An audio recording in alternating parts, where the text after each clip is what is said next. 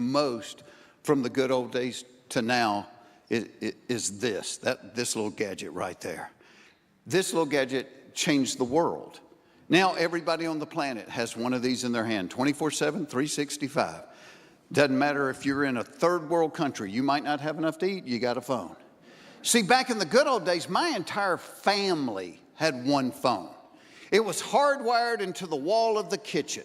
It came in 4 possible colors: black, white, harvest gold, and avocado green. We had the avocado green, and my parents actually sprung for the extra long cord. And let me tell you, the phone company didn't cheat you on the extra long cord. Our phone cord was over 1/4 mile long. My mom could walk down the driveway and check the mail, never quit talking to her sister. You know, it's like... But because the whole family had one phone, you never had any privacy if it was for you.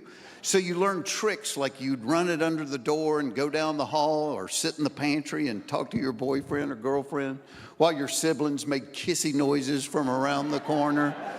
But because you stretched it out so far, remember the downside of the extra long cord? Anybody remember? Yeah, it was always tangled up, like Aunt Judy's thong after kickboxing lessons. But when it was stretched out, it was almost like a lethal weapon. Like my mom used to talk on the phone when she was cooking. Well, they were on other sides of the kitchen. So one night she's cooking and talking on the phone, and I'm chasing my brother through the house. We round into the kitchen. He never saw the phone cord. He hit it right there. His feet went up in the air. The back of his head hit the floor like wedding night panties. My mom never quit cooking and never quit talking. She was...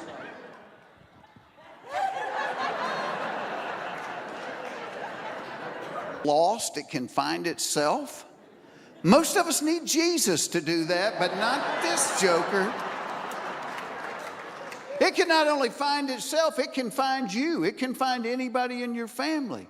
It's a world-class GPS. You put in any direction to anywhere in the world, it will take you right there to it and tell you within the minute what time you're going to get there.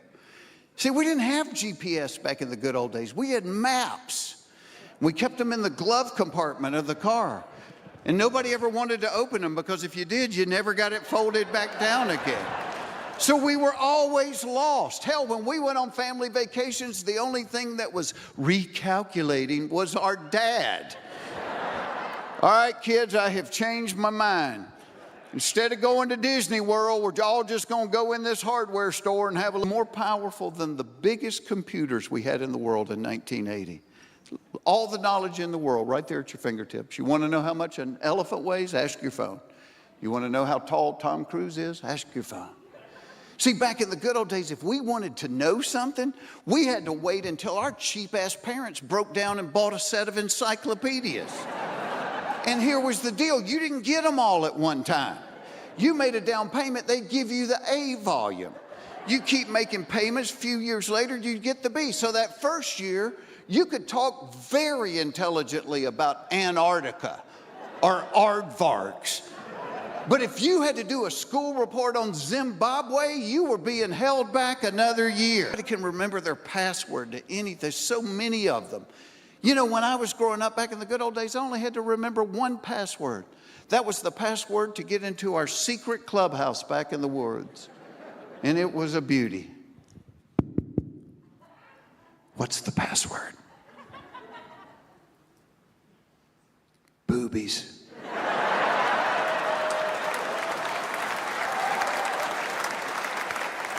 It was all we thought about, so why not make it the password? Every meeting I ever remember having in the clubhouse, that's what it was about. And one of my friends, I think he's in prison now, had a theory that if heaven was a perfect place, once you got past the pearly gates, it would just be a giant field of naked boobies and that they'd let you take your shoes off and run around for a little while.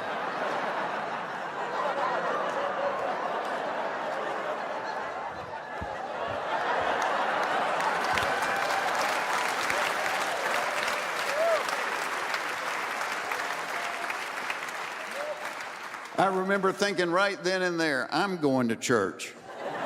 When God told you you were out of the game, you just walked out in the backyard and started a garden. And the only hoe you were playing with was the one to get the weeds out of the tomatoes. But now, thanks to Viagra, people are playing into their 80s. Let that mental image sink in just a second. Just that pile of flesh, and everything in the pile looks like it needs ironing, you know? I do think it's cool that the nursing homes are now giving the old guys half a tablet a night, you know, just to keep them from falling out of bed. So, kind of a kickstand deal there. And now everybody talks about this stuff. You know, back in the good old days, if a man was trying to shoot pool with a rope, he kept it to himself. But now it's a cottage industry. I heard a radio ad the other day where this guy said, thanks to his ED formulas, he could now help men perform for 30, 60, even 90 minutes. And I'm thinking, 90 minutes? Blah! Oh my gosh, my attention span is not that long. After 20, I'd be like, hey, I'm going to go in the good old days. My parents told me nothing. My school taught me nothing. Everything I learned about sex, I pieced together for myself.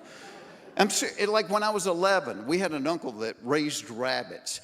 And so we were out at his farm one weekend, and he took a group of us out to the shed where he kept the rabbits. And he had all the males in cages on one side and all the females in cages on the other. And he opened a male's cage, grabbed him by the scruff of the neck, walked over, opened a female's cage, and dropped him in there.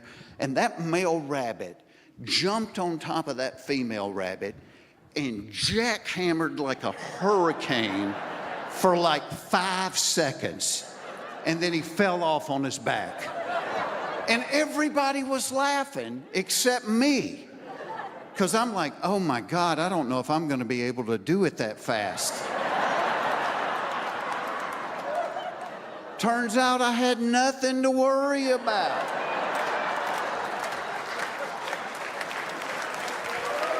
You would race each other to answer the phone because you had no idea who it might be. Might be your grandmother, might be the President of the United States. You didn't know till you picked it up.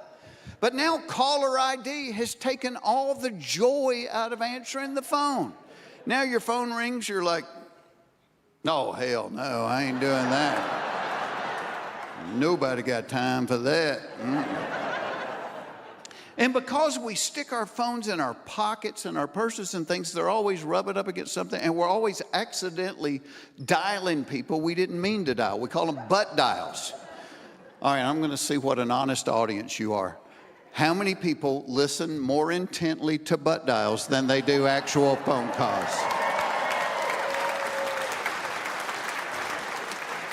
If somebody butt dials me and I don't have anything to do, I'll stay on for like 20 minutes. I'm like,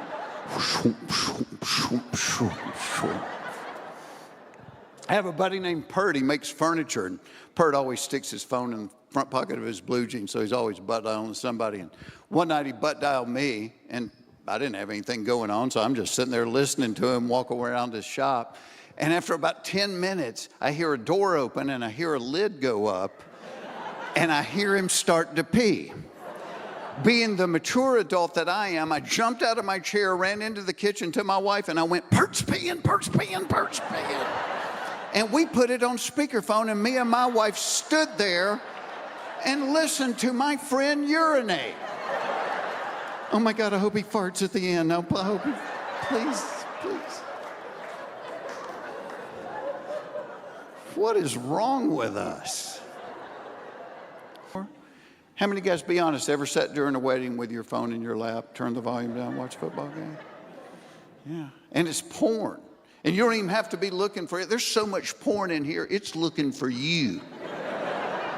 Not long ago, my wife and I were trying to figure out where to go eat one night. I typed in delicious Italian near me. I'm like,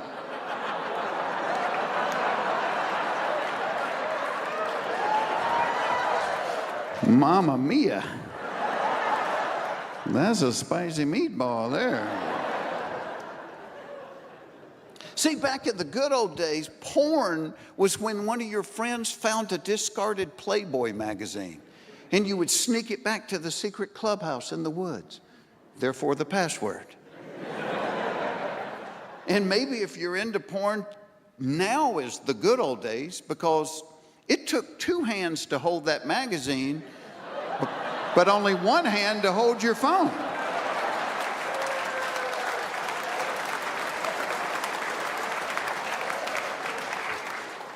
And human beings being able to corrupt anything that is good have found such naughty things to do with this phone. People actually take pictures of their private parts and send them to other people, which is such a fabulous idea.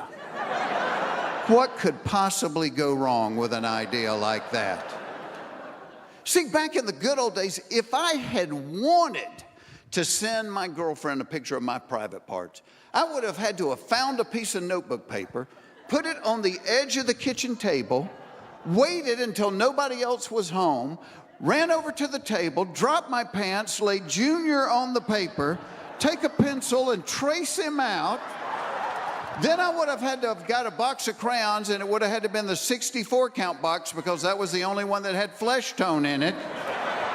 Color it in, fold that paper up, put it in an envelope, address it to my girlfriend, put a stamp on it, walk down the driveway and put it in the mailbox to mail it to her. So 3 days later, she could call me and go, "Why did you send me a drawing of your thumb?"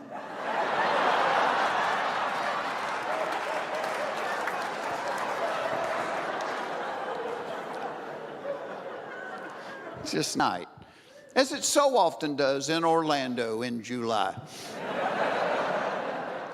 Anybody else have a wife or girlfriend that does this one? My wife will pack like a collapsible soft-sided suitcase inside of the hard-sided suitcase. People pointing at each other. Just in case I buy something while we're there. And if you're a gambling man, take the over on my wife buying something while we're there. And I have never looked inside the collapsible suitcase, but I'm willing to bet there's a smaller collapsible suitcase inside of it. My wife always loads up a gallon Ziploc bag full of medicine just in case somebody gets sick. One time I was playing in Buffalo. It was like February. They had snow up to here. I had a little bit of a headache. I go unzip the medicine bag. We've got malaria pills. Thankfully missed the great malaria outbreak in Buffalo that winter. And I tell her, I say, "Baby, I love you to death." I said, "This is where your packing just starts getting out of control." So the last time we were getting ready for vacation, I walked in the bedroom. I caught her rooting through my suitcase. She pulled out a 5-pound bag of oats. She's like, "Uh-huh." She goes, "What is this for?" I said, "Oh, that." I said, "That is just in case the 2 donkeys we're going to need to carry your luggage get hungry while we're gone."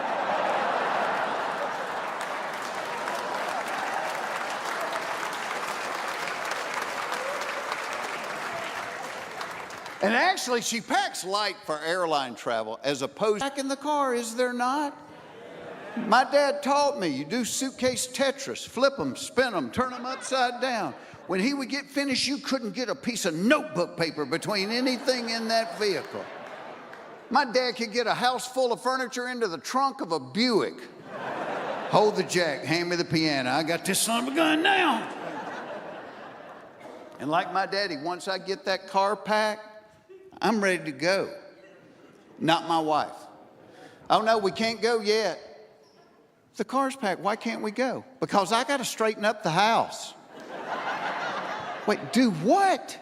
"Well, I'm not going to be able to have a good time if I know I'm going to be coming back to a messy house.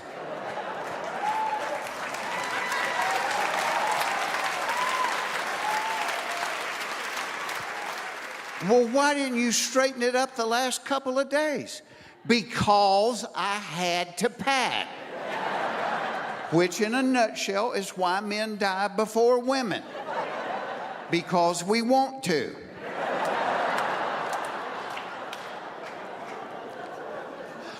We have been married for 30 years. Now, here's the other thing about crossing 50. When I was a kid, I used to think anybody that was 50 or older had... What the heck? I feel like I'm in Aerosmith or something.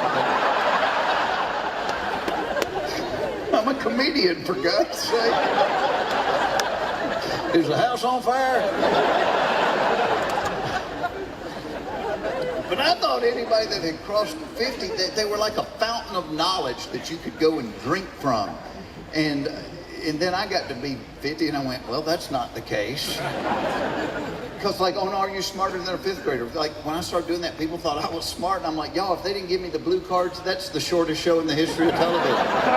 First question, do you know the answer? No, neither do I. Good night, everybody. We had a lady on, it was like a third grade grammar question. It was something about an antonym. And she said, oh, I remember there were homonyms and synonyms and antonyms. She said, I can't remember the difference in them. Can you use it in a sentence? My antonym came over for Christmas dinner.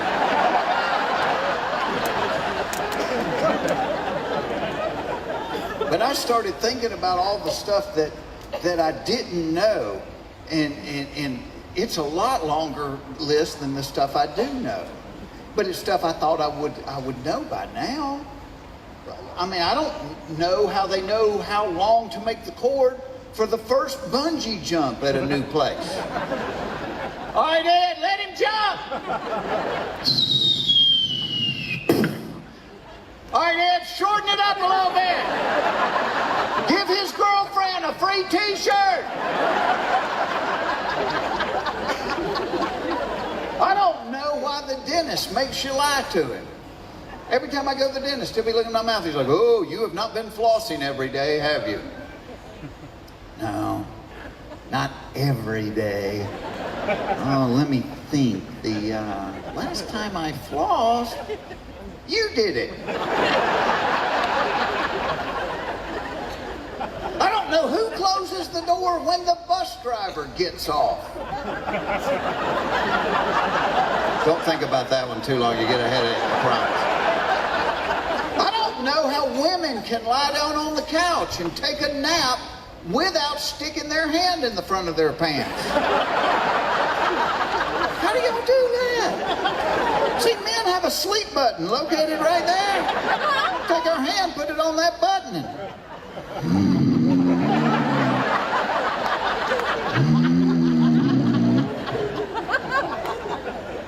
I don't know why the people with the worst breath always stand the closest to you when they talk.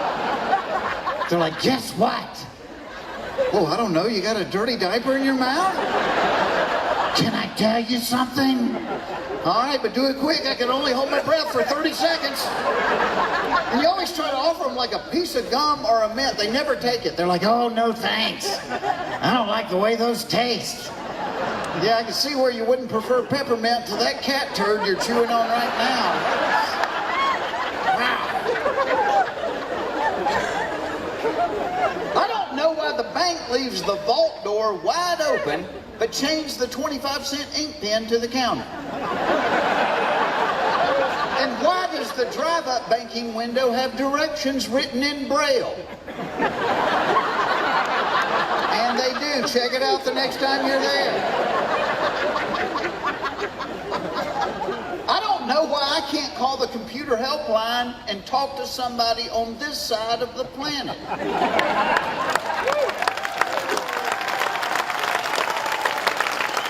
Every time I call the computer helpline again, hello, this is Kevin. What is the problem you are currently experiencing? I'm sorry, what was your name? It is Kevin. Kevin. Wow, because if I had to guess, I would have bet your name had 2 less vowels than Kevin. What is the problem you're currently experiencing? Well, before I called you, it was that my computer was locked up, but now it's trying to understand a damn thing you're saying. And they won't tell you where they are. I'm like, where are you? I'm at my desk. Okay, but where is your desk? It's in my office. Okay, Kevin, let me put it this way. If your friend came over to hang out with you tonight and he showed up driving an elephant, would that be weird? See, we don't drive elephants here.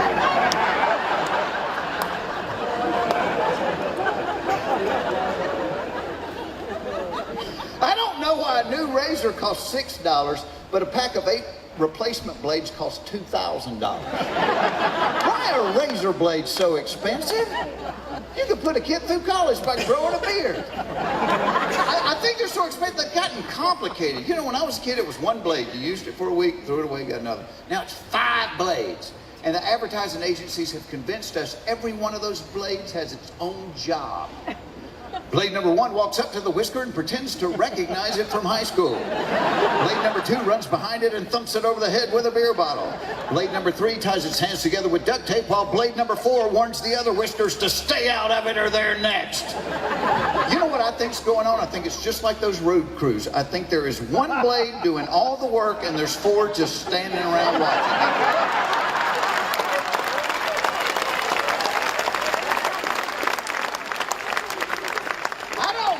You can't ride a bicycle anymore without dressing like Lance Armstrong in the Tour de France.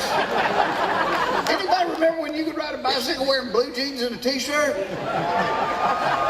You can't do it now. Gotta have the uni. And it's not just young athletic people, like fat and middle-aged guys look like the Michelin Man in a wetsuit. And he's got sponsor logos. Like, who's sponsoring you, pal? Dunkin' Donuts, all right. Pedal on, doughboy, pedal on. I don't know why only rednecks are seeing UFOs. And here's the deal. You got to discount 90% of that stuff right off the top, because my Uncle Jerry swore they had crop circles in their yard. Then we found out that his wife had called Goodwill and they had come and got the trampoline and the boat trailer. So, you know, mystery solved. But let's say there really were aliens and they really are coming to Earth and they didn't want people to know that they were coming to Earth. It makes sense they would only reveal themselves to rednecks. A, we usually live out in the country, so there's not going to be a lot of witnesses. B, we have no credibility with the media. See, people might believe a scientist from UCLA if he saw one and said, well, they appeared to be bipods from a hydrogen and nitrogen-based environment whose primary respiratory organ was located within their moist, translucent epidermis. As opposed to Cletus in his overalls going, it looked like a giant booger with real skinny legs.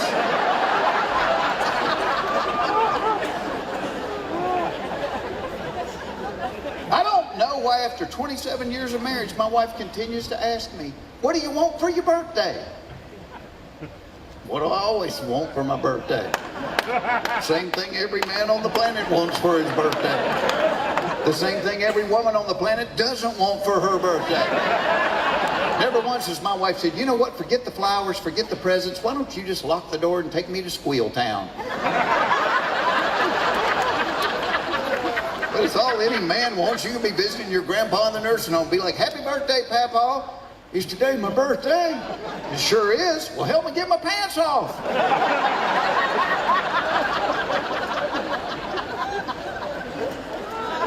I don't know why a dog can eat its own vomit, gobble up cat poop, and lick its rear end for hours and be totally fine, but if he eats half a candy bar, he dies.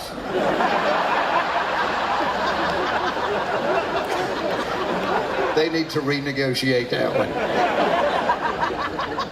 I don't know why in this age of sexual equality, there are still some jobs that are the man's job or the woman's job. Like if there's a noise in the house in the middle of the night, whose job is it to check that out? Man. Yeah. Never see this. Phyllis. Phyllis. Run downstairs, see what that noise was. Hey, bring me back a piece of chicken, okay? Now, if there's a noise in the house in the middle of the night, it's the man checking it out. In his underwear, carrying a baseball bat. Because that is the official uniform of suspicious noises, underpants and a baseball. I don't know what we're hoping to find. Some guy in the living room in his underwear with a ball.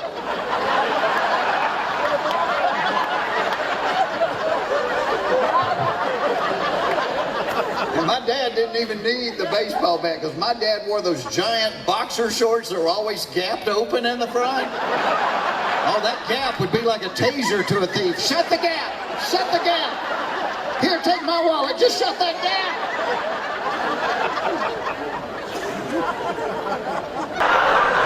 What's every man in here want for his birthday? The same thing every woman in here doesn't want for her birthday. Never one time has my wife said, you know what, this year, forget the flowers, forget the presents. Why don't you just lock that door and take me to Squeal Town?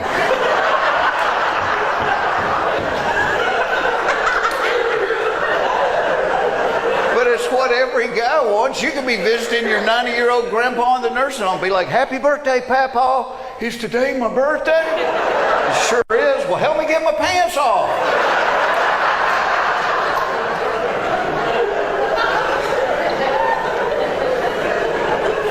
I don't know why a dog can eat his own vomit, gobble up cat poop, and lick his rear end for hours and be totally fine. But if he eats half a candy bar, he dies.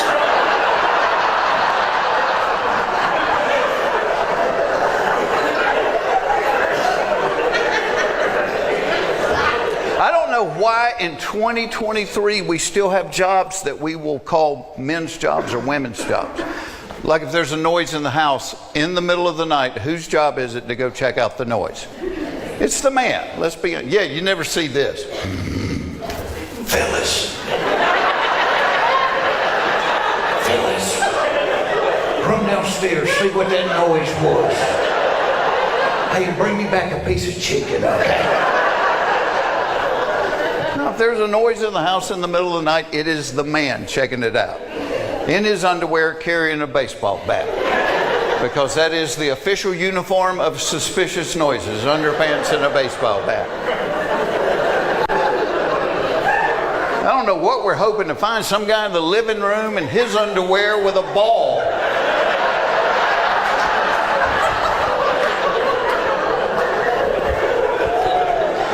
And my dad didn't even need the baseball bat because my dad wore those gigantic boxer shorts that were always gapped open in the front. That gap was like a taser to a thief. Shut the gap, shut the gap. Here, take my wallet, just shut that gap.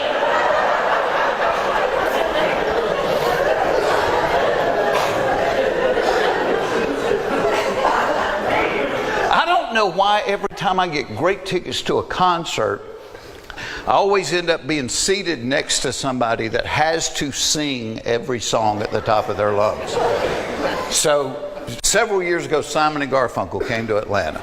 My wife wanted to go. She had a couple of friends that wanted to go. Well, my mother-in-law wanted to go.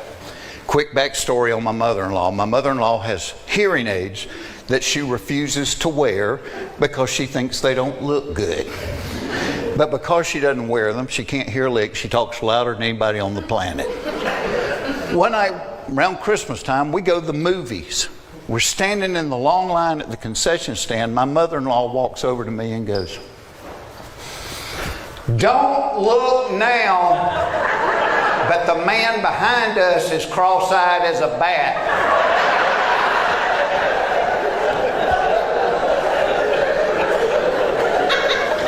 Which is bad for two reasons. One, you're embarrassed to death.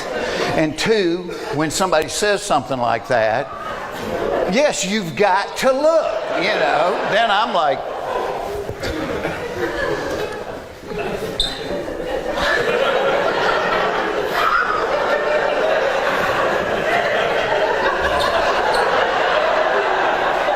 turn around, the guy's glaring at me.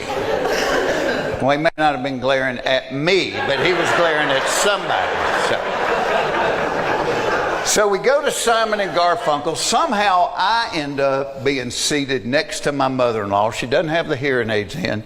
She sang every Simon and Garfunkel song, and she knew the words to none of them. Like a witch over Bubbles' daughter. Or you can, I will grease your pine. Grease your pine? That's what you got out of that? know why only rednecks are seeing UFOs. And here's the thing, you got to discount 90% of that stuff right off the top. Like my Uncle Jerry swore they had crop circles in their yard. And then we talked to his wife and found out she had called Goodwill and they'd come and pick up the trampoline and the boat trailer. So, hey, mystery solved, all right? But let's just say for a minute, the aliens were real and they were coming to Earth, but they didn't want people to know they were coming to Earth. It would make sense that they only revealed themselves to rednecks. Because A, we usually live out in the country, so there's not going to be a lot of witnesses. B, we have no credibility with the media. I mean, people might believe a doctor from UCLA if he saw one and said, well, they appeared to be bipods from a hydrogen and nitrogen enriched environment whose primary respiratory organ was located within their moist translucent epidermis. As opposed to Cletus in his overalls going, it looked like a giant booger with real skinny legs. See, and I think the thing that made Are You Smarter Than a Fifth Grader successful was that the kids were smarter than doctors and lawyers. You know, the 10-year-old kids, and that's your generation. I mean, because of technology, you guys are like the smartest generation that's ever been on this planet. And I could, as a dad, I could see it early. I remember when my oldest daughter turned 5 and she wanted a computer for her birthday, her 5th birthday, a computer. And we get a computer and this 5-year-old can use it. I remember what I got when I turned 5. The little wooden paddle with the rubber band and the red ball on the end of it. That was a brain builder. 1, 2, 3. I mean, no wonder we turned out this way. But everything changed with your generation. It's like when my girls were growing up. Every toy they ever got had a tag in it showing you somebody had inspected it to make sure there was no possible way a child could hurt themselves playing with that toy.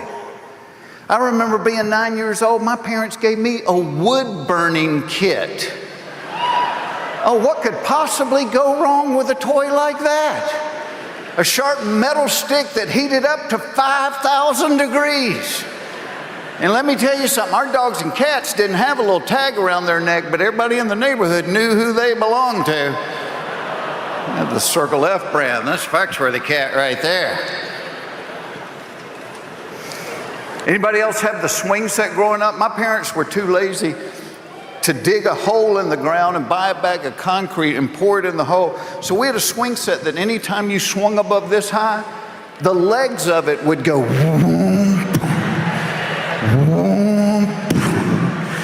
whoom. There were stuntmen that would not swing on our swing set. And some of the toys they gave us, like lawn darts. Somebody had 12-pound darts. You could kill an elk with a lawn dart. And there were no directions to them. They just came in a box of 8. We used to pull them out of the box, throw them straight up in the air. You catch one of those with your head, you're getting coloring books for Christmas for the rest of your life. And to this day, my mom gets upset if she sees me take a sip of wine. But when I was a child, she bought me model airplane glue by the bags full. I'm in my room trying to build models. I'm higher than AC/DC on the opening night of a new tour.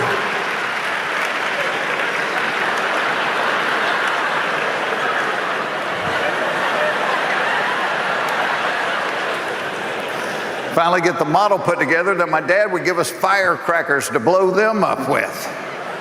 And we knew they were safe because we had to drive across the state line to buy them from a man that had 3 fingers. Not on each hand, total 3 fingers. That's a good firecracker right there. You'll like that one. This guy can't operate a Bic lighter, but he's a demolitions expert. Remember when my girls were little, I had to buy latches to keep them out of the dishwashing detergent. My parents brought my brother and I a chemistry set. Mom, Joey put ammonium sulfate in my eye. Tell him I said stop. You boys go play with the wood burning kit. Better yet, go outside, get on the mini bike. I don't know why in 2017 there's still certain jobs that are men's jobs or women's jobs. Like if there's a, yeah. But there are, like if there's a noise in the house in the middle of the night, whose job is it to go check it out? It's the man. You never see this.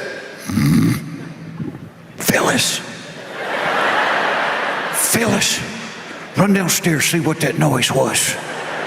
Hey, bring me back a piece of chicken, okay? No, if there's a noise in the house in the middle of the night, it's the man checking it out. In his underwear, carrying a baseball bat. Because that is the official uniform of suspicious noises, underpants and a baseball bat.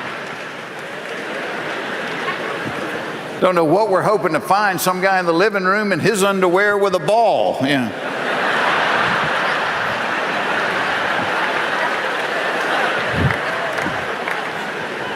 And my dad didn't even need the baseball bat because my dad always wore those gigantic boxer shorts that were always gapped open in the front. That gap was like a taser to a thief. Shut the gap, shut the gap. I don't know why the people with the worst breath always stand the closest to you when they talk. They're like, guess what? I don't know, you have a dirty diaper in your mouth? Can I tell you something? All right, but do it quick. I can only hold my breath for 30 seconds. And you always try to offer them like a piece of gum or a mint. They never take it. Oh, no thanks. I don't like the way those taste. Yeah, I can see where you wouldn't prefer peppermint to that cat poop you're gnawing on right now. That's, I don't know why you can't ride a bicycle anymore without dressing like Lance Armstrong in the Tour de France.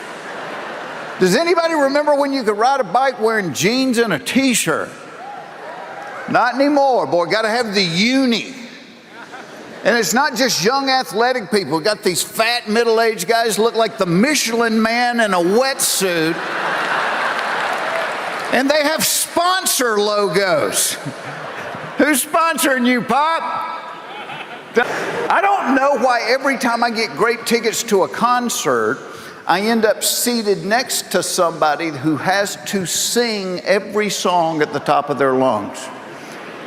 A couple of years ago, I live in Atlanta. Simon and Garfunkel came to Atlanta.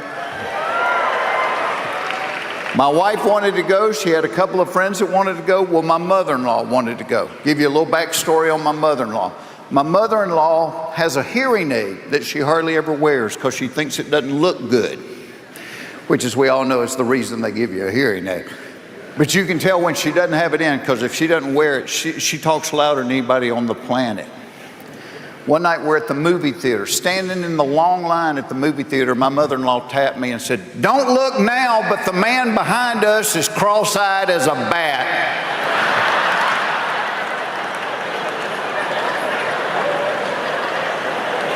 Which is bad for two reasons. One, you are embarrassed to death. And two, when somebody says something like that, you gotta look, yeah. So I'm like,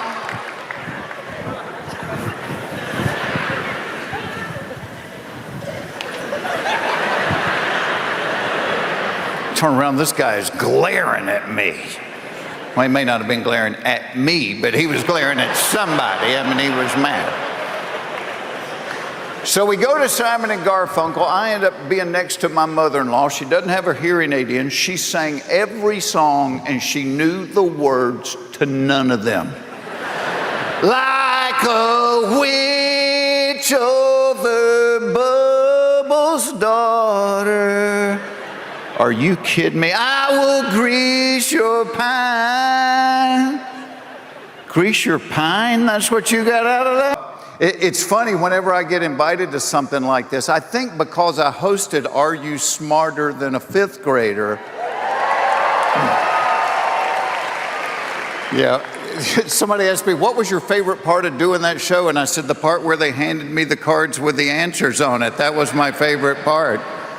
But I think people think because I hosted that show that I'm smarter than I am. And I'm like, I knew none of that stuff. I'm not like Alex Trebek. We had a lady on one day, they asked her, it was like a second grade grammar question. It was something about an antonym. And she said, oh, I remember there were homonyms and synonyms and antonyms. She said, I can't remember the difference in them. Can you use it in a sentence? My antonym came over for Christmas dinner. I know nothing. I'm an idiot. In fact, when I started hosting that show, I started making a list of all the things I didn't know, and it was like the never-ending list. Like, I don't know how they know how long to make the cord for the first bungee jump at a new place. It's like, all right, Ed, let him jump. All right, Ed, shorten it up a little bit. Give his girlfriend a free t-shirt. I don't know why the dentist makes you lie to him. Every time I go to the dentist, he'll be looking at my mouth. He's like, oh, you have not been flossing every day, have you? No, not every day. Yeah, let me think. The last time I flossed, you did it.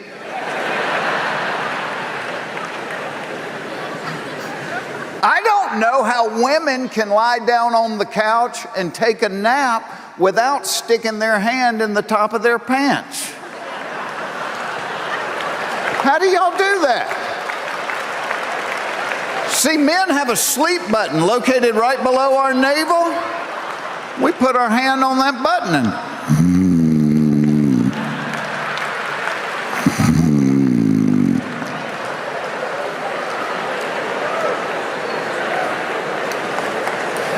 I don't know who closes the door when the bus driver gets off.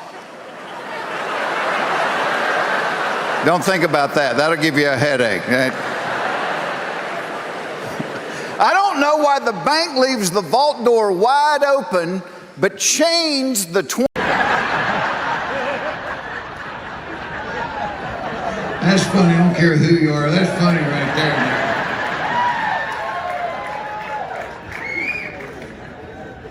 You know, probably the biggest change from the good old days is the cell phone, because now like everybody has a phone on them 24/7, 365. And like when I was growing up, we had one phone, our entire family. It was in the kitchen, on the wall, avocado green. What was the other? Oh, harvest gold was the other one. And my parents had actually sprung for the extra long cord, and when they said extra long, yeah, those people had that. It was like a quarter of a mile long. My mom could go down the driveway and get the mail and never quit talking to her sister.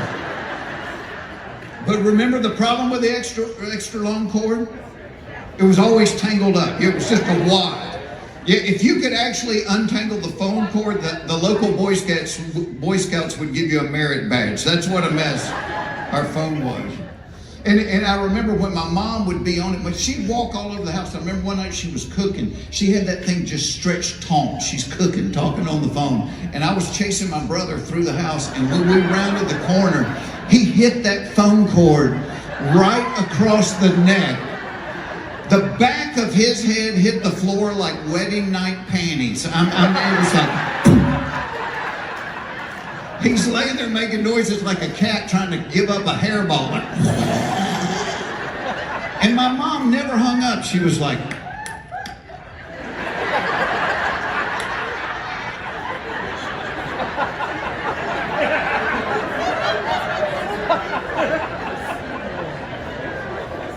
and remember back in the good old days when the phone rang, you were always surprised when you answered it. You had no idea who it was going to be. Might be your grandmother, might be the president. You had to pick it up to find out. But now with caller ID, every one of us is like, oh, hell no, I ain't doing that. Ain't nobody got time for that. And some of the things we do with our phones now, you know, like people take pictures, not only of other people in places, their food. My daughter always goes, the camera eats first. They bring her food, she takes a picture of it. I'm like, are you kidding me? I said, when I was growing up, first nobody had a camera with them, so if you ate a delicious waffle, people just had to take your word for it. And here's the other thing people take pictures of their junk, their private, and then they send them to other people. This is the worst idea in the world. See, when I was growing up, if I had wanted to send a picture to my girlfriend of my private parts, I would have had to gone through the house and found a piece of paper, put it on the table, walk up to the edge of the table, drop my pants, lay Junior on the paper, take a pencil and trace him out. Then I would have had to go find a box of crayons, and it would have had to been the 64 count box because that's the only one that had flesh tone in it. I would have colored it in, folded the paper up, put it in an envelope, mailed it to my girlfriend, so 3 days later she could call me and go, why did you send me a drawing of your thumb?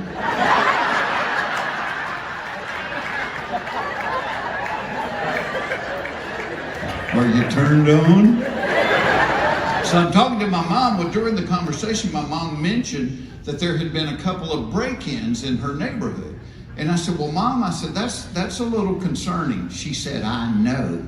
She said, that's why I am thinking about getting my carry permit. My mother is 83 years old. Her eyesight is bad. Her eyesight is bad, her hearing is worse, and she has the balance of Ron White after midnight. And now she is thinking about getting a pistol. I didn't know what to say. I said, Mom, I said, I'm a big supporter of the Second Amendment. I said, and call me overly cautious, but maybe you shouldn't be packing heat if you're wearing a life alert. Though she could use her pillboxes to sort her bullets. I said, Mom, I said, you need to think about this. I said, I hope loading the thing is not going to be more difficult than opening a jar of pickles, or you're going to be in trouble. Because she's got arthritis in her hands. And then I thought, hell, I bet I could get her a commercial out of it. My arthritis had gotten so bad that I could barely jack around into the chamber. But thanks to new improved buffering, I can make it rain, dog. You feel me? It doesn't matter if you're a comedian or a musician, you get used to playing outside. You do a lot of fairs, a lot of festivals, a lot of amphitheaters. And you get used to being hot. So last summer, Larry and I were out together. One day we took the stage in Phoenix. It was like 4:30 in the afternoon. It was 112 degrees. And the promoter's trying to make us feel better. He goes, come on, fellas, it's a dry heat. I'm like, so is the electric chair. It's 112 degrees. But we were doing a show one night down in the South, so you had not only the heat, you had the humidity, and I'm not even going to tell you which city it was in case somebody tries to find the videotape of this. But, so, I go on stage, and, I mean, you can see, I don't sweat very much. This night, I am on stage for 10 minutes, and it's rolling down my nose. My shirt, you can see through it. By the end of the hour, it looks like I've been sprayed with a fire hose. I mean, I'm just so. And so usually we never eat before a show because you kind of feel sluggish. So when the show's over, we're always hungry. Well, as soon as the show's over, I'm back in my dressing room and I'm guzzling water and Gatorade and all this stuff, you know, because I sweated so much. And so Larry, I can hear Larry coming down the hall, and he comes in my dressing room. He goes, hey, come on, let's go eat. And well, Larry says that a lot, but, and I usually go because it's impressive to watch Larry eat, it really is. But you know how you get when you get too hot. And I said to him, I said, dude, I said, I'm not hungry. I said, I'm just going back to the hotel. I got too hot. I'm going to go to bed. And he's like, come on. And I said, no, I'm not hungry. Please, you know. And he goes, okay, fine. He goes, I cannot wait till you ask me to do something for you. I'm like, how old are you, 8 years old? Like, this isn't personal. I got too hot. I'm not hungry. So I went back to the hotel. And anybody that's on the road for a living, you kind of have your, the way you do things. And I always like a hotel room dark when I sleep. I like it really cool, so I'll turn the thermostat down. But every night you're in a different city, and every hotel room's different. So I always turn on the light in the bathroom, and then I'll shut the door. But that way, if I have to get up, I can see that light and I know where to go. Well, I usually sleep in my underwear, but this night they're wet. I mean, my socks are wet. I've sweated that much. And I told you I only packed 3 pairs, so I just peel my underwear off and I flop in the bed naked and I'm out. So I wake up about 1:30 in the morning and I really, really, really have to pee. And any guy over 40 knows what I'm talking about. You have to pee so much you know you can't go back to sleep. But you don't really want to wake up. You want to go do it and then be right back in the bed and be back out. So I get up and I got my eyes about half open and I see the light and I walk in there. Well, as soon as the door closes, I realize I'm in the hall.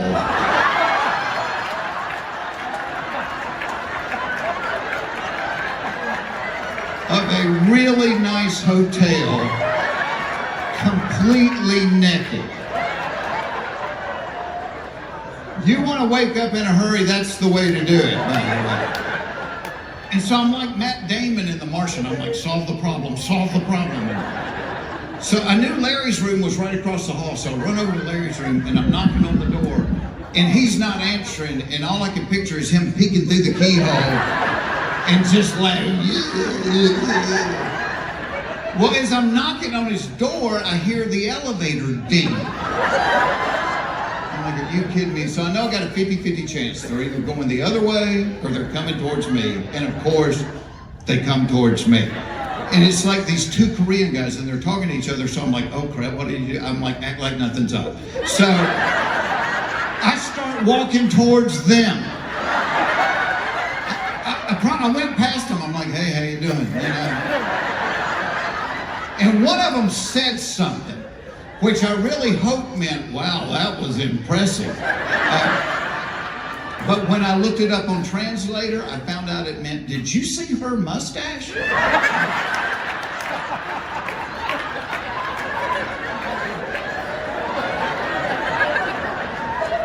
So I know I can't get on the elevator. I know elevators have security cameras in them, and I'm like, what the hell do you do? So I saw like the exit sign and I'm thinking, all right, get in the stairwell, get out of this lighted hallway. So I go jogging down the hall and I get in there and I'm hoping there's going to be a trash can in the stairwell with a garbage bag in it that I can wear like a sundress or something, So I get into the stairwell and there's no trash can. The only thing there's like 2 empty beer cans.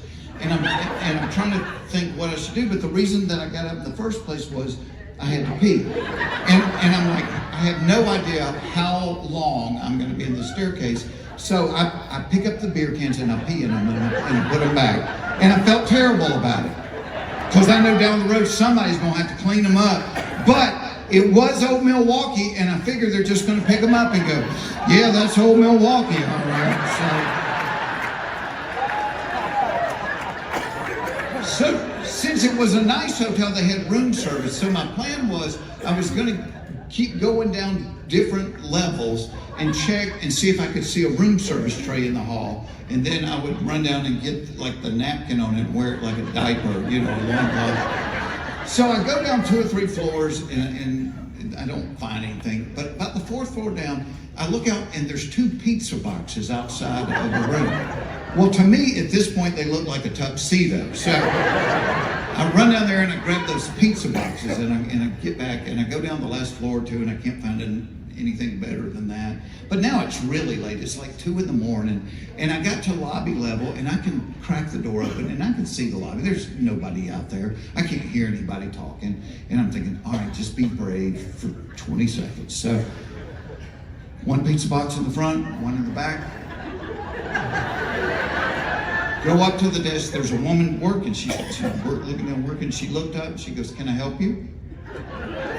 Yes, you can. I said, yes. I said, I accidentally locked myself out of my room. Can I just get another key so I can get back in? She said, do you have any identification? I said, I do, but it's in my other pizza box. like, no, I locked myself out of my room. So she said, oh, well, I'm going to need to talk to a manager. And she goes behind the wall, and I'm thinking, she's not calling the manager, she's calling the cops.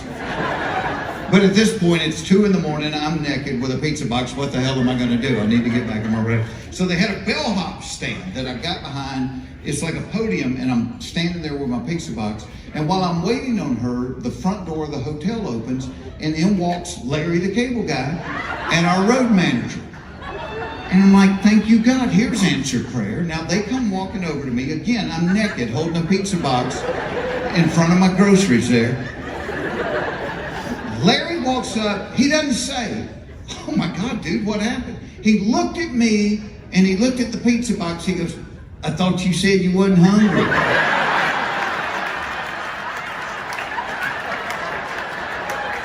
Yeah, I've been sitting here naked in the lobby eating pepperoni. I said, dude, I said, I locked myself out of my room. I'm trying to get another key. Well, about that time, the front desk lady comes back, and now she's got a security guard with her. So I look at Larry, and I said, Larry, I said, will you please tell her who I am so I can get a key and get back in my room? He looked at me, he looked at her, and he goes, I have never seen him before in my entire life. Well, the security guard burst out laughing. And thankfully, he recognized both of us. He got the emergency key. He rode up the elevator with me in my pizza boxes. He let me back in my room. I said, wait right here. I went in, I got my wallet. I gave him $50. I'm like, never tell anybody about this thing. And hell, now I'm telling y'all for free. So when I got back in my room, I got my sweatpants on and made sure I had my room key, put a t-shirt on. I waited about 10 minutes, and I walked back across the hall, and I knocked on Larry's door. He opens it up. He's still laughing. He's like, he goes, I told you I couldn't wait until you asked me to do something for you. I said, all right, you got me. I said, are we even? He's like, yeah, we're even. I said, well, just to prove I don't have hard feelings, I went and got you a beer. You guys have been so awesome. God bless you. Good luck. We'll see you guys. So, COVID started in 2020. So the summer of 2019, Larry the Cable Guy and I were doing a bunch of dates together that summer. And when you do summer dates, they're almost all outside. You're either doing amphitheaters or country music festivals or, fairs. You're always outside, and you get used to being hot. We did a music festival in Phoenix. It was 112 when we went on stage. And the promoter was trying to make us feel better. He goes, come on, fellas, it's a dry heat. I said, so is the electric chair. It's 112 degrees,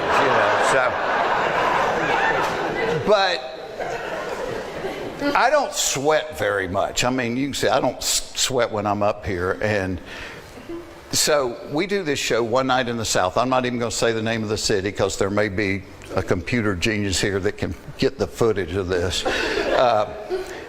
But we did a show one night, and it was not only hot, it was humid as rip. So 10 minutes in the show, I got sweat dripping off my nose onto the stage. 20 minutes in, looks like a wet t-shirt contest.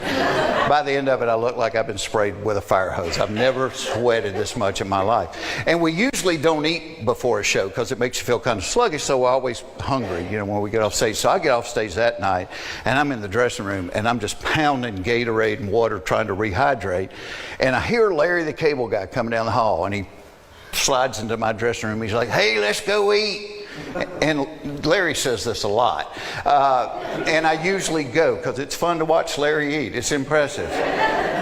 But I said, dude, not tonight. I said, I got too hot. I'm not hungry. I said, I'm just going back to the hotel and going to bed. He's like, yeah, right. Come on, let's go eat. I said, no, I'm not hungry. I got too hot. I'm not kidding with you. He goes, are you serious? He goes, I cannot wait till you ask me to do something for you. What are you, 9 years old? it's not personal. I got too hot. I'm not hungry. So I got in the van. I got them to take me back to the hotel and got in my room. And probably a lot of y'all make your living on the road. You have your little routine. When I'm on the road, I like it really dark when I sleep. I like it really cold, so I'll turn the thermostat down. But when you're doing stand-up, you're in a different city every night. Every hotel room is different than the day before. So one of my tricks is I always turn the light on in the bathroom, and I'll shut the door. But that way, if I wake up in the middle of the night and I have to go, I can see that light. I know that kind of orients me, and I know where I am. And I usually sleep in my underwear, but this night they're wet. My socks are wet. I've sweated that much, and I'm like, I'm not sleeping in wet underwear, and I told you I only packed 3 pairs, so I just peel them off, and I flop in the bed naked, and I'm out. Well, I wake up about 1:30 in the morning, and I really, really have to pee, probably from all the Gatorade and the water. And any guy over 40 knows what I'm talking about. You have to pee too much to go back to sleep. You know you can't go back to sleep, but you don't really want to wake up. You just want to get it done and get back in the bed. So I get up and got my eyes half open. I see the light, and I walk in there. Well, as soon as the door closes, I realize I'm in the hall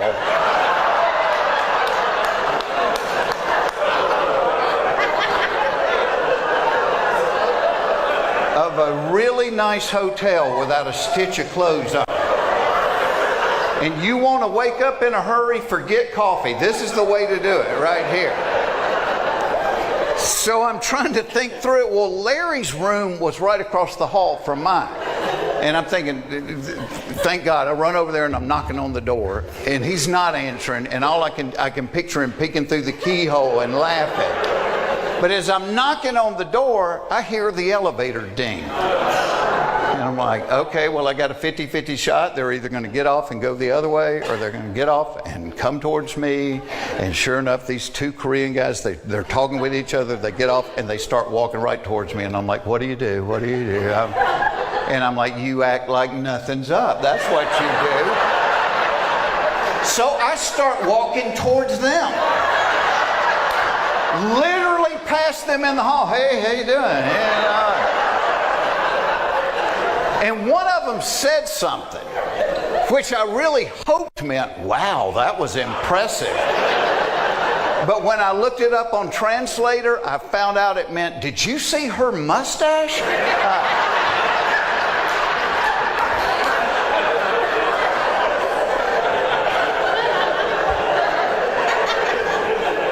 So I know I can't get on the elevator. I know elevators have security cameras, and I'm thinking, where do I go? Well, at the end of the hall, they had that exit, for the stairwell, and I'm like, at least get out of the lighted hallway. So I jog down the rest of the hall, and I get in the stairwell, hoping there'll be like a trash can in there where I can take the trash bag out and wear it like over all of it. Get in the stairwell, no trash can, but at least I'm not in the lighted hallway. And as I'm trying to think through it, I noticed there's a couple of empty beer cans down in the corner. Well, the reason I got up in the first place was I had to pee. I have no idea how long I'm going to be locked out of my room, and I'm not proud of it, but I picked those cans up and I peed in them and I put them back. I felt horrible about it, but it was old Milwaukee, and I figure whoever cleans them up will go, yeah, that's old Milwaukee, all right. But it was a really nice hotel, and they had 24-hour room service. So my thought was, well, maybe somebody's left their room service tray outside their room, and I can get that big cloth napkin and wear it like a diaper, So I'm going down the stairwell, and every floor I'm opening the door and looking down the hall for a tray. And I get about 3 or 4 floors down. I hadn't found a tray yet, but somebody's left a couple of pizza boxes outside their room. Well, to me, it looks like a folded tuxedo sitting there. So I run down there, I get the pizza boxes, and I bring them back, and I go down the last 3 or 4 floors and never do find a room service tray. But by now, it's really late. It's like 2 in the morning, and I get to lobby level. Well, I can crack the door, and I can see almost the entire lobby. I don't see a soul. I don't hear anybody talking. I'm thinking, all you got to do is be brave for 20 seconds. I put 1 pizza box in the front, 1 in the back. Walk up to the desk, the lady's working there. As I go up, she looks up and she goes, can I help you? Yes, you can. I said, I have accidentally locked myself out of my room. Can I just get another key so I can get back in? She goes, do you have any identification? I said, I do, but it's in my other pizza box. I'm like, no, I locked myself out of my room. I got nothing. And she says, I need to talk to a manager. And she goes behind the wall, and I'm thinking, she's not calling a manager, she's calling the cops. But it's 2 a.m, I'm naked with a pizza box in front of my junk, where am I gonna go? Yeah, so they had a bellhop stand, like a podium, and I got behind that, and I'm just waiting on her. Well, as I'm waiting, all of a sudden the front doors to the hotel open up, and in walks Larry the Cable Guy and our tour manager. And I'm like, thank you, God, here's answered prayer. So they walk across the lobby. Again, I'm naked holding a pizza box. Larry does not say, oh my gosh, buddy, what happened to you? He looked at me, he looked at the pizza box, he goes, I thought you said you wasn't hungry.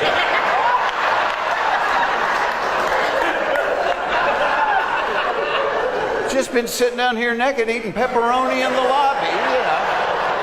I said, I locked myself out of my room. Well, about that time, here comes the front desk lady back, and now she's got a security guard with her. I said, Larry, I need you to do me a giant favor. I said, tell her who I am so I can get a key and get back in my room. And he looked at me. He looked at her. He goes, I have never seen him before in my entire life. And he got on the elevator and rode up. Thankfully, the security guard started laughing. He recognized both of us. He was one of the nicest human beings I've ever met in my life. He got the magic key. He rode up the elevator with me in the pizza boxes, and we went down the hall. He let me in my room. I said, wait here. I went in and got my wallet. I gave him a $100 bill. I said, thank you so much. Please never tell anybody about this. And now I'm telling y'all for free. But I got back in my room, I put my sweatpants on, put a t-shirt on, made sure I had that room key in my pocket, and I waited about 10 minutes, and I walked back across the hall and knock on Larry's door. He opens the door, he's still laughing. He's like, he goes, I told you I couldn't wait until you asked me to do something for you. I said, all right, you got me. I said, are we even? He's like, yeah, we're even. I said, well, just to prove I don't have any hard feelings, I went and got you a beer. Thanks, y'all. God bless you. Thank you for being here. Not only am I a redneck, I'm married into rednecks. I'm married into world-class rednecks. My wife and her entire family are from the great state of Louisiana. So don't guess we have anybody from Louisiana here, right? Really? Seriously? Are you kidding? What do you think about this electricity? This is not me. Different colors and everything. I really didn't expect somebody from Louisiana. What part of Louisiana? Alexandria. Yeah, my wife is from New Orleans, and I kid Louisiana, but you'll back me up. Greatest food on the planet Earth, as long as you don't ask too many questions. Because as long as there's a ditch on the side of the road, nobody is going hungry in Louisiana. And you'll back me up on this, because my wife's from New Orleans, as I said, but she's got all these cousins from Thibodeau and Bunkie, all those Cajun places. You've seen swamp people? That's my wife's relatives. 27 of them came to our house last Thanksgiving. I didn't understand a word they said all weekend. The kids were like, hey, Mr. Jim, you think I'd be all right to go out there outside the house this here, go in the back drawer, get a robe? You think I'd be all right with doing that, huh? Okay. An hour later, my wife's like, did you tell them they could jump off the garage roof? I might have. I have no idea what they're saying. But boy, they brought some great food with you. I'd be sitting there at the table going, man, this is delicious. What is it? They were like, you don't want to know. You put your little more hot sauce on and keep chewing there, city boy. Like, come on, give me a clue. Does it swim? Does it fly? Maybe it do and maybe it don't. You just keep eating. I saw him hit boiling pots with a wooden spoon going, get back in there right now.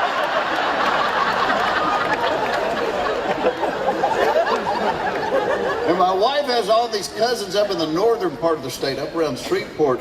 Several years ago, they had this pretty bad flooding there, and so we were watching it on the news. You know, we were concerned, and I said to my wife, I said, you wait, before the story's over, CNN will go find the biggest idiot they can locate. I said, they're going to show somebody walking chest deep in water right through the middle of town. And they did. And it was my wife's cousin, Danny. But not only was Danny walking chest deep in water, he was holding an umbrella.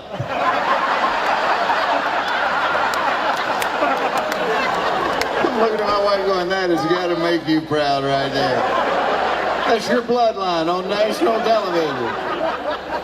I gave her so much grief about that. Until it occurred to me, this woman and I had had children together. And Lord, knowing what I know about my family and knowing what I know about hers, it made me worry about our offspring. Because you mix stagnant pond water with raw sewage, you ain't getting Evian.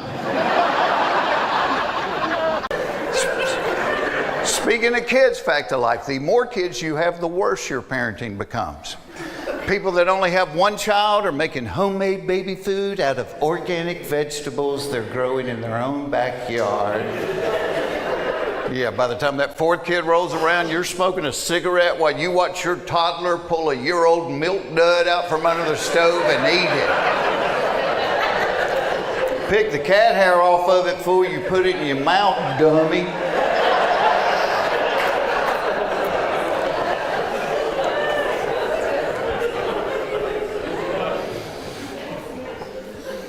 Speaking of wives, fact of life, if your wife hints that she might be in the mood, your kids will sense it and won't go to bed for 3 years. And lick his rear end for hours and be totally fine. But if he eats half a candy bar, he dies.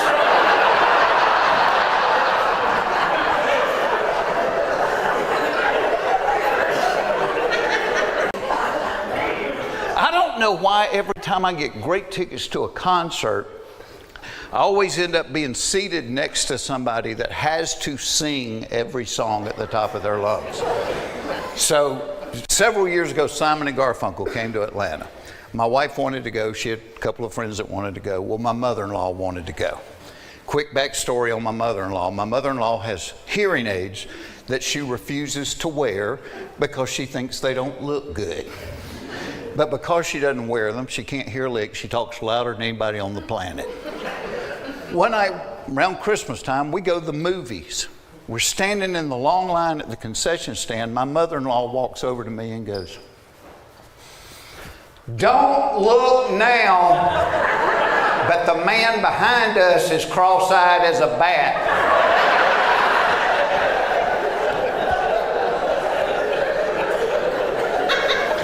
Which is bad for two reasons. One, you're embarrassed to death. And two, when somebody says something like that, yes, you've got to look, you know. Then I'm like,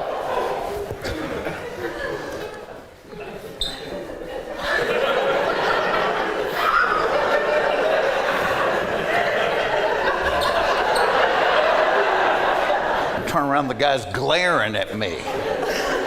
Well, he may not have been glaring at me, but he was glaring at somebody. So we go to Simon and Garfunkel. Somehow I end up being seated next to my mother-in-law. She doesn't have the hearing aids in. She sang every Simon and Garfunkel song, and she knew the words to none of them. Like a witch over Bubbles' daughter. Are you kidding? I will grease your pine. Grease your pine? That's what you got out of that? And my kids make fun of me. They're like, "Dad, don't ever stand up there and tell people things." I don't know why in 2023 we still have jobs that we will call men's jobs or women's jobs. Like if there's a noise in the house in the middle of the night, whose job is it to go check out the noise? It's the man. Let's be honest. Yeah, you never see this. Phyllis, run downstairs downstairs, see what that noise was. Hey, bring me back a piece of chicken, okay? Now, if there's a noise in the house in the middle of the night, it is the man checking it out. In his underwear, carrying a baseball bat. Because that is the official uniform of suspicious noises, underpants and a baseball bat. I don't know what we're hoping to find, some guy in the living room in his underwear with a ball.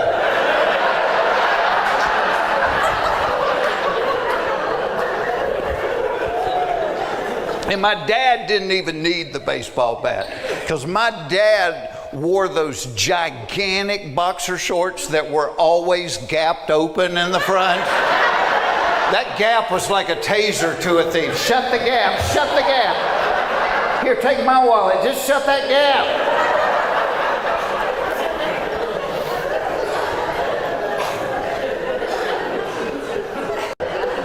I don't know why you can't ride a bicycle anymore without dressing like Lance Armstrong in the Tour de France. Anybody remember when you could ride a bike wearing blue jeans and a t-shirt? Not anymore, got to have the uni. And it's not just young athletic people. You got these fat middle-aged guys. They look like the Michelin Man in a wetsuit, and they've got sponsor logos. Who's sponsoring you, Pop? Dunkin' Donuts, all right. Pedal on, doughboy, pedal on. And actually, she packs light for airline travel as opposed to if we go on vacation in the car. If we go on vacation in the car, there's a fine line between packing and moving. But my wife and daughters, they think it is their job to fill that SUV to the top. And the way they pack would make a man lay on the floor and wet himself. They will bring out a bag with bread and potato chips, put it on the bottom, then put 3 suitcases on top of it. I'm like, let me do this, please. Because men care about, there's an art to packing a car, isn't there? Total art. My daddy could get a house full of furniture into the trunk of a Buick. Hold the jack, hand me the piano. I got this son of a gun, you know. And I'm like my daddy too. Once I get that car packed the way I like it, I'm ready to go. Not my wife. I walk in the house like, all right, car's packed, let's do it. Oh, we can't go yet. What do you mean we can't go? Car's packed, let's go. No, I got to straighten up the house. Do what? Well, I'm not going to be able to have a good time if I know I'm going to be coming back to a messy house. Why didn't you straighten it up the last couple of days? Because I had to pack. Which in a nutshell is why men die before women. Because we want to.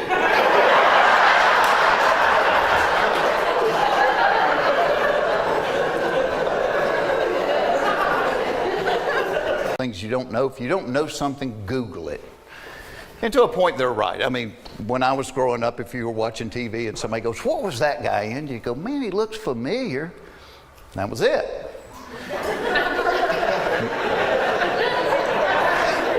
Now you watch TV, somebody goes, what was that guy in? Somebody takes their phone and goes, he was the janitor on Joey. And there are a ton of things you can Google.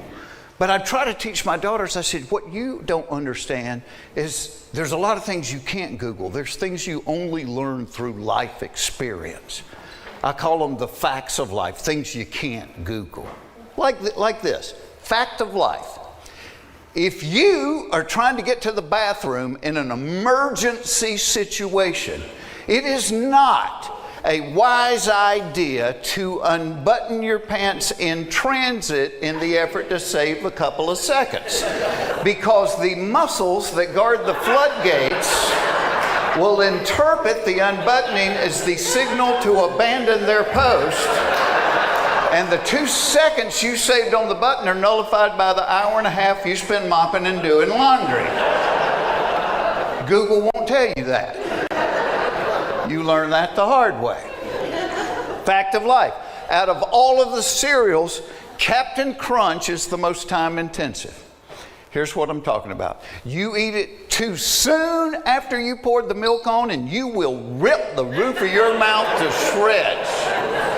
You wait too long after you pour the milk on, and the captain will put a film on your teeth a wire brush can't get rid of.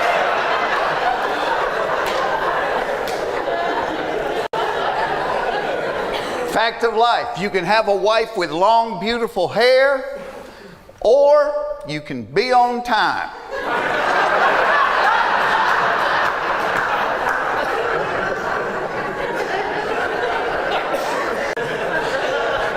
I don't know why the bank leaves the vault door wide open, but chains the 25-cent ink pen to the counter. And why does the drive-up banking window have directions written in Braille? They do. Look at it next time you go to the bank. I don't know why the people with the worst breath always stand the closest to you when they talk. They're like, guess what? I don't know. You have a dirty diaper in your mouth? Can I tell you something? All right, but do it quick. I can only hold my breath for 30 seconds. And you always try to offer them a mint or a piece of gum. They never take it. They're like, oh, no thanks. Ooh, I don't like the way those taste. Yeah, I can see where you wouldn't prefer peppermint to that cat turd you're gnawing on right now.